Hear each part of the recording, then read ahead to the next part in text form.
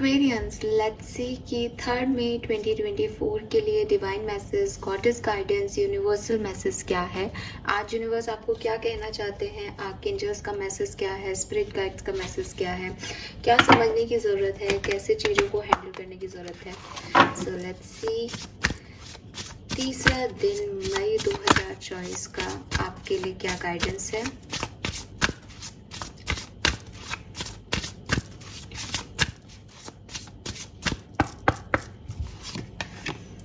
We have sundress, okay, number 41, 5 नंबर significant दिख रहा है यहाँ पे। Wow, we have number 18, tree. 9 number significant हो सकता है किसी के लिए। And lastly we have number 33, nostalgia. Okay, 6 number significant हो सकता है आप में से काफी लोगों के लिए। जो कलर मुझे आज दिख रहा है, ओ गॉड, मैं कलर देख रही थी, हालांकि मैं बॉटम नहीं ले रही थी, लेकिन फिर भी यहाँ रेड आ गया। सो आप रेड कलर तो माने। इसके अलावा मुझे ग्रीन कलर भी जो है वो यहाँ पे सिग्निफिकेंटली मुझे ऐसा लग रहा था कि ग्रीन होना चाहिए आज का शेड, लेकिन रेड जो है वो भी आपके लिए लकी होगा, बिकॉज वो रेड ही मुझे लिखा हुआ ही दिख गया। नाउ नंबर्स की बात करूं तो मुझे 3 नंबर और 1 नंबर बहुत सिग्निफिकेंट दिख रहा है। आप में से काफ़ी लोगों को 555, 333, 22, 111 ये नंबर्स बहुत देखने को मिलेंगे इन दिनों। एंड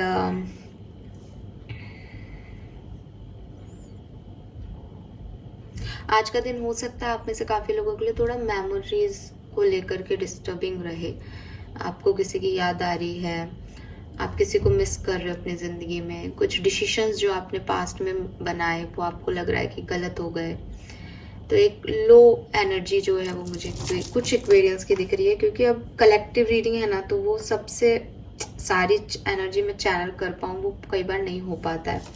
सो ऐसा हो सकता है। अब अगर ऐसा हो आपके साथ तो आप मानिएगा कि हाँ जी ये होना ही था, अगर नहीं हो तो दैट्स ओके, ठीक है। बट एक वाइब मुझे बहुत स्ट्रॉन्ग आ रही है, बताइएगा किसके लिए है, कि कुछ पुराना है जिसको माफ़ी देनी है, जिससे लेट गो करना है, बट आप नहीं कर पा रहे हो। इसलिए यहाँ पे गाइडेंस भी आ रहा है, लेट देम गो।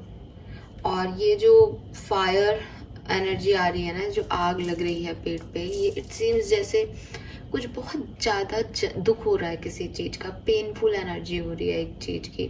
सो ये आपको समझना पड़ेगा एक्वेरियस की जब तक आप उस व्यक्ति के बारे में, उस सिचुएशन के बारे में, उस समय के बारे में सोचते रहोगे, जब तक आप उससे अटैच रहोगे, तब तक ये दर्द आपको होता ही रहेगा।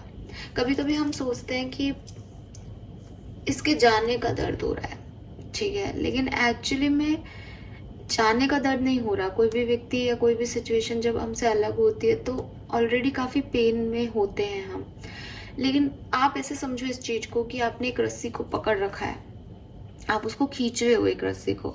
अब वो रस्सी क्या करेगी, जब तक आप उसको, आपको लगेगा कि मैं छोड़ दूंगा तो ये रस्सी मेरे हाथ से चली जाएगी, लेकिन जब तक आप उसको पकड़े रहोगे वो आपके हाथ में घाव और घाव, क्योंकि आप उसको तब पुल कर रहे हो जब वो आपके पास नहीं रहना चाहती, तब कुछ और फोर्सेस उसको अपोजिट डायरेक्शन में खींच रहे हैं।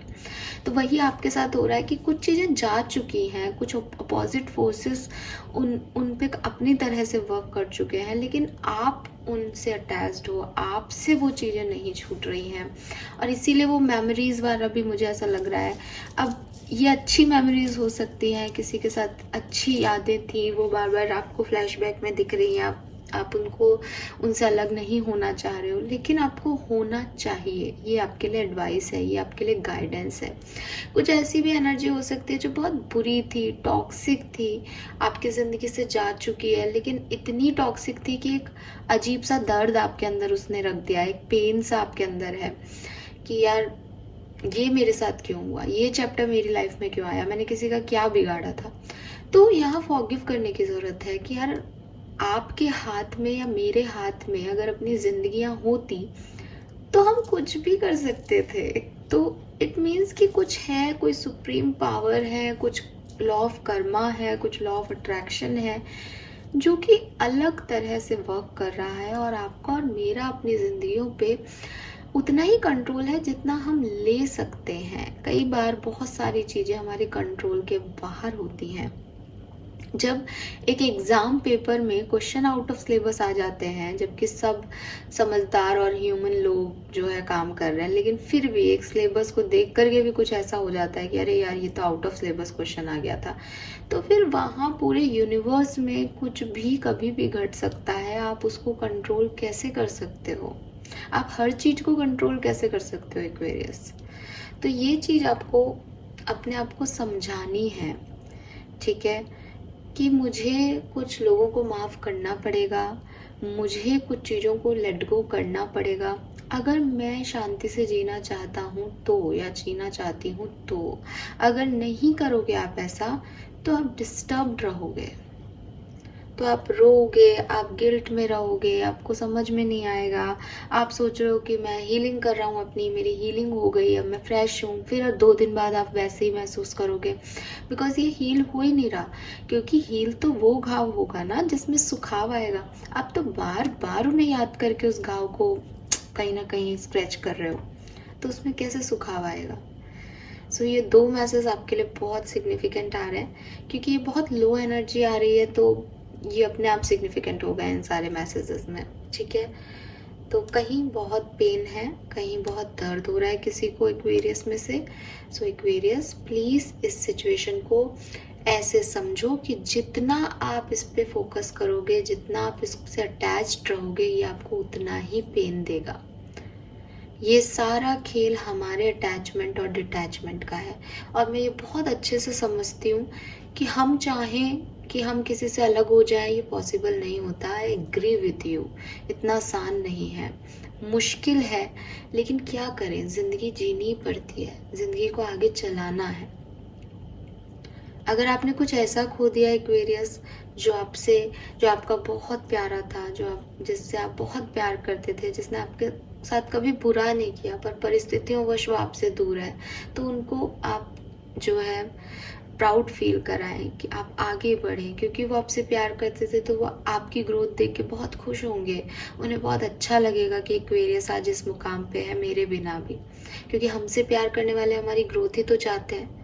और अगर ये कोई टॉक्सिक पर्सन है, तो समझो कि उसको आपके दुख और तकलीफ से ना पहले कोई फ़र्क पड़ रहा था, ना आज पड़ेगा, क्योंकि वो आपको लेसन देने आया था।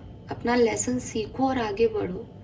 कोई भी चीज़ आपको यहाँ रोके नहीं, कोई भी चीज़ आपको यहाँ डिस्टर्ब ना करे। बाहरी परिवर्तन इतना हमें डिस्टर्ब कर देता है। अब अगर हम भी लेकर के बैठे रहेंगे चीज़ों को, तो सोचो हमारी ज़िंदगी के कितना समय हम वेस्ट कर देंगे, है ना। तो प्लीज़ इस चीज़ को समझो। एंड दूसरा मैसेज जो यहाँ आ रहा है वो ये कि हो सकता है सेम जिस सिचुएशन की मैं अभी बात कर रही हूँ, ये पेनफुल सिचुएशन, इसमें या फिर कोई और बाहरी सिचुएशन, आप बहुत लोगों के बारे में सोचते हो, आप बहुत बाहरी चीज़ों के बारे में सोचते हो। मैंने ऐसा किया तो इसका क्या होगा, मैंने ये किया तो फिर ये कैसे होगा। आपको इतना सोचने की ज़रूरत नहीं है। अगर आप कुछ सच में चाहते हो अपनी ज़िंदगी में, अगर कोई चीज़ आपको खुशी देती है, अगर आपको लगता है आई वॉन्ट चेंज, मैं ये करना चाहती हूँ, then do it for you. इसमें कोई तीसरा पर्सन नहीं आना चाहिए। अगर आपको लगता है कि मुझे ये काम ऐसे करना है और आपको किसी का सहारा चाहिए, किसी की हेल्प चाहिए, सहारा is a bad word, but किसी की हेल्प चाहिए आपको, आस्क हिम और ask them to help you. वो मिले नहीं मिले उसके एक्सपेक्टेशंस मत रखो, लेकिन अगर लग रहा है कि मुझे ये काम करना चाहिए, देन करो। मैं हमेशा एक चीज़ बोलती हूँ लोगों से, हमने बहुत ज़्यादा सोच करके, स्पेशली एक्वेरियंस हो गए, लिब्रंस हो गए, एंड जेमिनी हो गए। जेमिनी को मैं फिर भी अलग रखती हूँ because they have dual personality, लेकिन जो ये लिब्रंस और एक्वेरियंस होते हैं, इन्होंने अपनी ज़िंदगी की आधी परेशानी तो अपनी ओवर थिंकिंग से बना लिया। चाहे कुछ अच्छा हो ज़िंदगी में, चाहे कुछ बुरा हो, उससे इतना अटैच हो जाते हैं, इतना ज़्यादा उसके बारे में सोचने लग जाते हैं कि जो लाइफ का एक गुण होता है ना कि इसको सरलता से जियो, सरल वर्ड जिसके लिए यूज़ करते हैं कि डोंट कॉम्प्लिकेट लाइफ, वो तो हम साइड ही कर देते हैं, हम अपनी जिंदगियों को कॉम्प्लिकेट कर लेते हैं। सो एक्वेरियस, ये आप भी करते हो, एक्सेप्ट इट।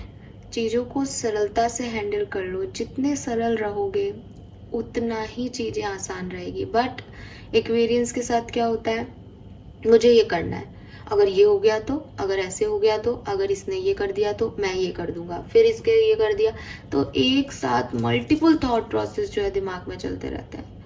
अब वो जो पहला थॉट था वो इतना प्योर और उतना सुंदर थॉट था कि अगर सिर्फ वो थॉट रहे एक्वेरियस की लाइफ में तो उनकी लाइफ इतनी गुणी, इतनी प्योर हो जाएगी कि हर व्यक्ति एक्वेरियस के कर्मों पे कोई क्वेश्चन मार्क ही नहीं कर सकता। लेकिन ये जो मल्टीपल थॉट प्रोसेस आ जाता है दिमाग में, उससे उस प्योर थॉट की बन जाती है बैंड। फिर वो समझ में नहीं आता कि चल क्या रहा है। सो ये आपको थोड़ा सा इसके ऊपर ध्यान देना चाहिए। अगर लगता है मुझे अपनी ज़िंदगी में ये करना है, कर डालो उसे। और ये वाला प्रोसेस है ना कि जो मन में आए वो कर डालना चाहिए, ये तो सबके लिए है, नॉट ओनली एक्वेरियंस। कर इसलिए लेना चाहिए कि आपको उसको करने का थॉट आया, इट मीन्स कि आपका कहीं ना कहीं सोल ये चाह रहा है, वरना वो आपको ये थॉट नहीं देता। दूसरी चीज कि अगर आप उस चीज को कर पा रहे हैं तो आपका एक गोल, एक सपना, एक इच्छा, एक डिजायर कंप्लीट हो रही है। तीसरी चीज, ये बाद में आपको कोई रिग्रेट नहीं देगा कि अरे मैं उस समय कर लेता या कर लेती।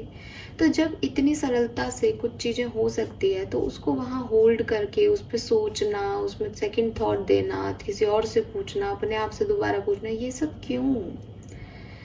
अपने लिए जो सही लगे एक्वेरियस वो करो। ये आपके लिए एडवाइस आ रही है, ये आपके लिए गाइडेंस आ रहा है।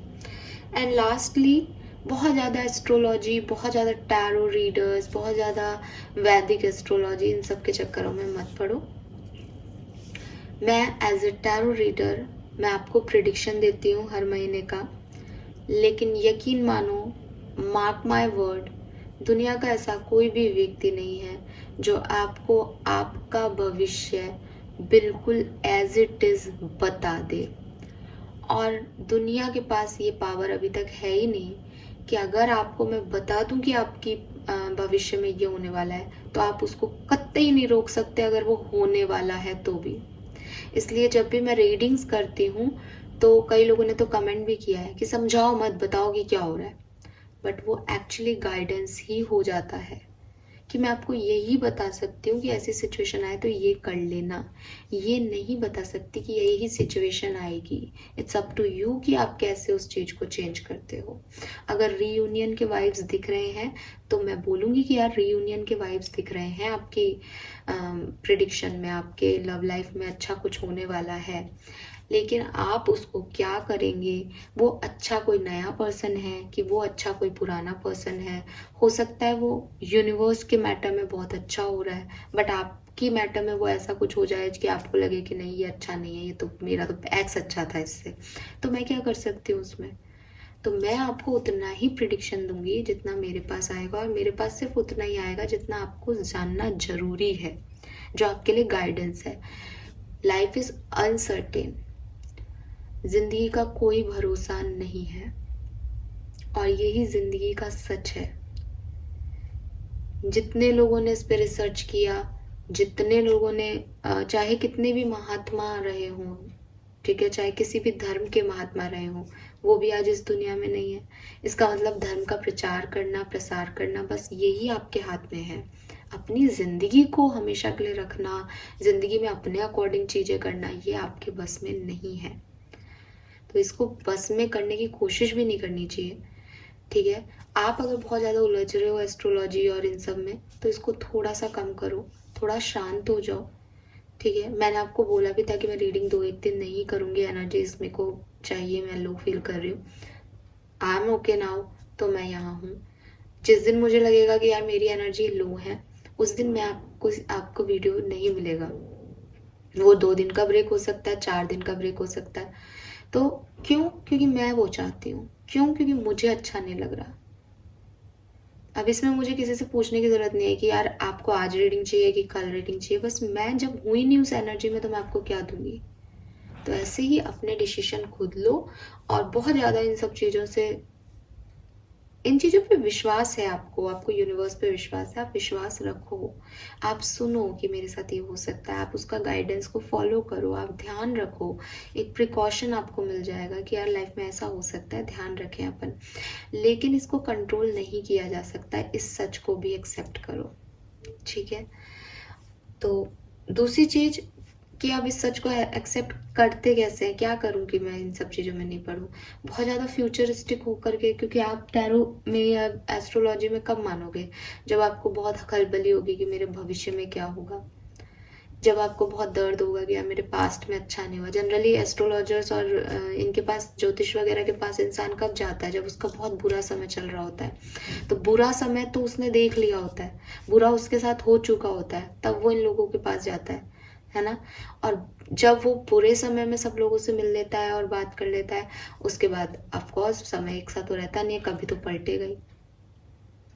तो हद से ज़्यादा किसी, चाहे वो भविष्य के बारे में जानने की वो हो, चाहे वो आपके पास्ट लाइफ के बारे में आपकी परेशानी हो, आप इनको छोड़ दें। आप इन पे बस अपनी, अगर आप स्पिरिचुअल जर्नी पे हैं, आपके पास अंदर बहुत सवाल आते हैं, आप सवालों के जवाब ढूंढना रखें चालू, लेकिन आज में जिए कि मुझे आज ये सवाल का जवाब चाहिए।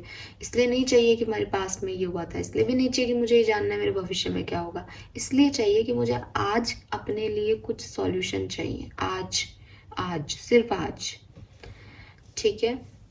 सो ये मैसेजेस जो हैं वो मुझे यहाँ पे मिल रहे हैं। 6 नंबर भी आपके लिए सिग्निफिकेंट हो सकता है, क्वेरियस मैं बताना भूल गई थी, तो अभी 6 आ रहा है यहाँ पे, तो आप ध्यान रखें इस चीज़ का। Fine, thank you so much, hope ये रीडिंग आपसे रेजोनेट होगी। चैनल को लाइक और सब्सक्राइब ज़रूर कीजिएगा। Bye bye.